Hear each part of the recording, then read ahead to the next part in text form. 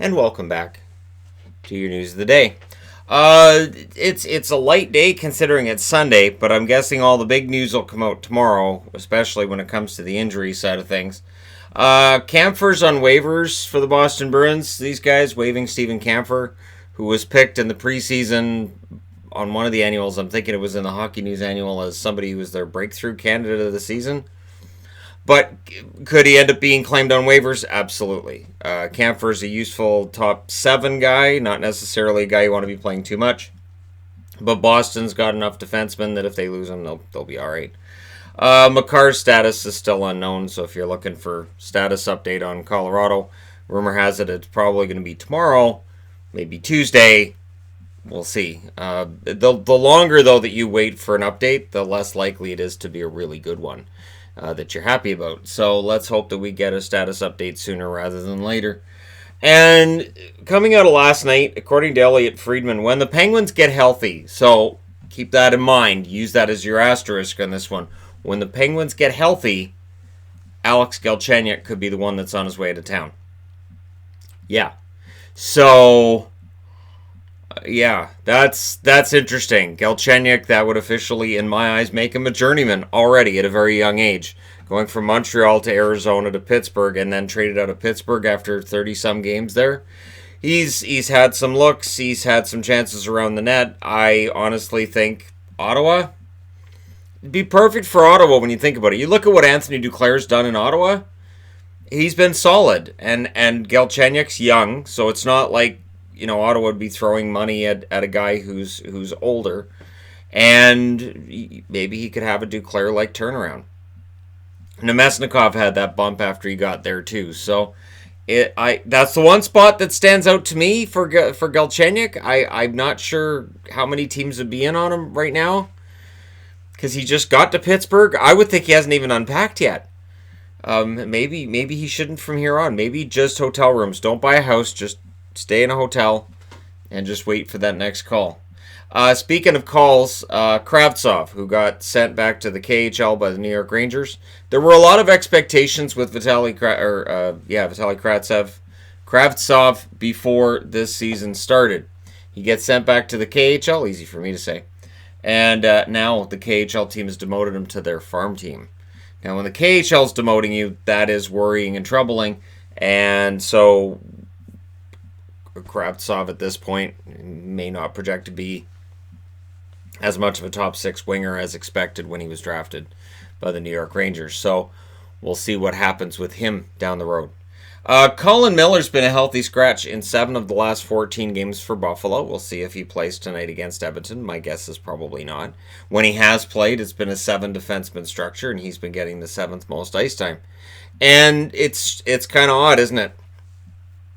He was coming out of a down year with Vegas last year when they traded for him, but the expectation was, hey, Buffalo's defense is going to be better.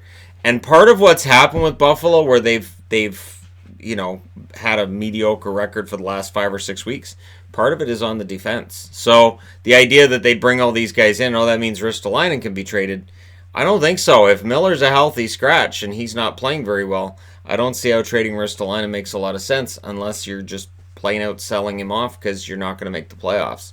And that's my opinion on that. And I know they've been looking to pick up a forward. I know that may very well be what ends up happening with Ristolainen.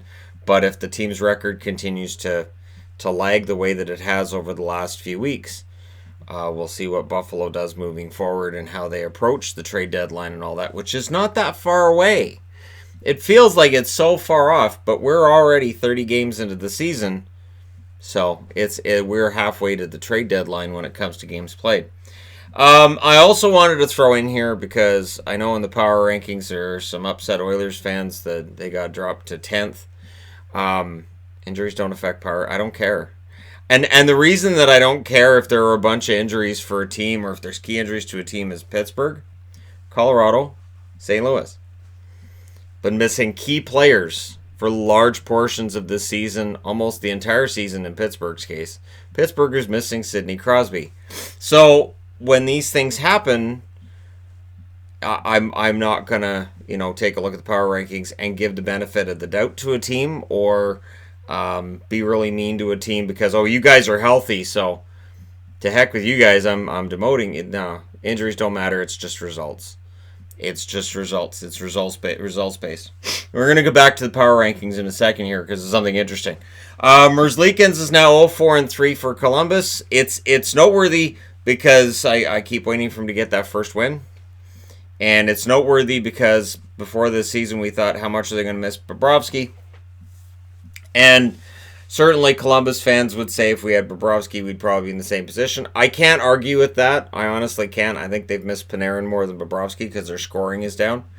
But that being said, the numbers in goal haven't been fantastic, and I do hope Merzlikins turns it around a little bit here. Zach Rinaldo will not get any kind of suspension or disciplinary action for last night.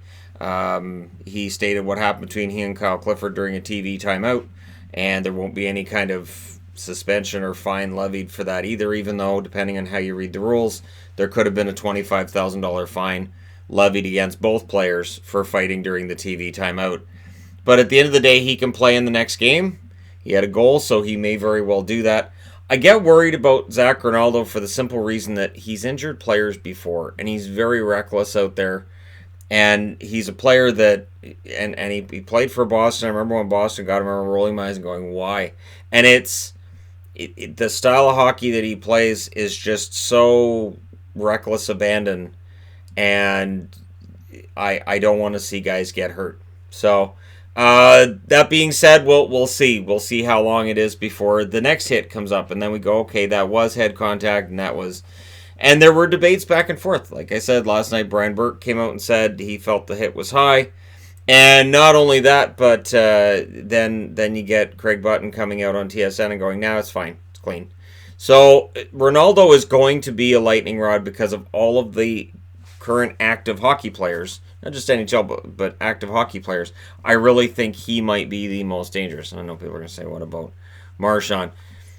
I don't necessarily think Marchand's that dangerous because if you think about whose career he's ended or how many guys he's injured, that's not really something that's happened with Marchand, but Zach Rinaldo, he is one of the toughest SOBs in the game, and also one that can really, and this is why when people talk about, well, these dirty players, if there was a fighter to discipline them, Rinaldo loves to fight, and he even said to Clifford he knew he had to fight after that hit. He understood after delivering that hit on Prohorkin, he was going to have to fight. So, anyways. We'll see if Zach Rinaldo comes up in the news of the day again soon, as long as he's a member of the Calgary Flames roster. My guess is probably. Now, back to the whole argument with the power rankings. I just want to point this out. The Boston Bruins have 20 wins in 30 games. They've lost 2 in a row. The Colorado Avalanche have won 19 out of 29, so they've played 1 less. They've won 1 less, and they've won 6 in a row. One thing that drives me nuts with the NHL standings, and it does, is when people get into, hey, my team's only won this, then only lost X many in regulation. Okay, but how many have they lost altogether? In Boston's case, it's 10 out of 30. That's a good record, but the Avalanche have lost 10 out of 29. And they've beaten Boston twice when they've met head-to-head this year. So, I do think that right now Colorado's playing better than Boston. And, yeah. That's one thing I wanted to answer because it drives me nuts. And I'm just using power ranking as an example, but I see it a lot. Well, this team's only lost so many in regulation, so they're not in trouble. Well, you should give them some more credit because, yeah, they're 0-2-7 in their last 9, but they've only lost 2 in regulation. It's like, come on, really? So it is one thing and this is something that the NHL does. They know very well what it does, that it creates this image that teams are probably playing better than they necessarily are, where they'll get that point to drive it into overtime. And whereas back in the 80s it'd be a tie, now it ends up being an overtime point, and then you're going for the extra point. And so it can kind of hide when a team isn't necessarily playing very well, as I think has been the case with Boston. I think there have been numerous games lately that have gone to extra time that I've said, wow, they didn't play a full 60 tonight. Sometimes I didn't feel they even played 40. Maybe they only played 15 minutes of the game at their top level. And I know it can get difficult. It's an 82-game schedule. I do expect there to be some ebbs and flows along the way. But yeah, so that's one thing that kind of drives me crazy. And then the other one is when we talk about this team and that team, somebody will say, well, my team's a point ahead of them. And then I look at the schedule and I go, well, wait, they've played 3 less games though. So there's that. You lost games. You're like the team you're cheering for lost the games, the extra games, and maybe they lost one of them in overtime. Yeah, so NHL standings are not as simple as they are in other sports. One thing about power rankings in football is while people argue with me over my NFL power rankings, at least it's just straight wins, losses. There's no extra points. There's been one tie this year, that's it. And I would love to see an NHL where that was the case, where we would occasionally see an extra point, but we would just have straight wins and losses and a clear-cut winner and loser in every game, rather than a winner and a kind of winner. Which is kind of how it feels sometimes. Like, yeah, we lost, but hey, that wasn't bad, because we only lost, but we waited till overtime, so it's not so bad. And that is something that does bother me on some level, because again, it can mask when teams aren't necessarily playing well. And right now, there are teams, Boston included, that have six overtime loss points or shootout loss points. And that definitely masks when a team isn't playing well. And so, yeah. I'd be interested to know what you guys think about that in the comment section below regarding the overtime loss points and how it can really skew a team's record. Where in the case of Montreal, they're 13, 11, and 6, right? So you look at it and you go, they're 2 games above 500. And somebody else will stand up and go, no, they're not. They're 4 games below 500. And that's the NHL. That's how the NHL works it. So let me know your thoughts in the comment section below as always. Don't forget to hit like and subscribe if you're browsing your way through. You just happened upon this video. Thank you guys so much for all your support. I will talk to you again soon.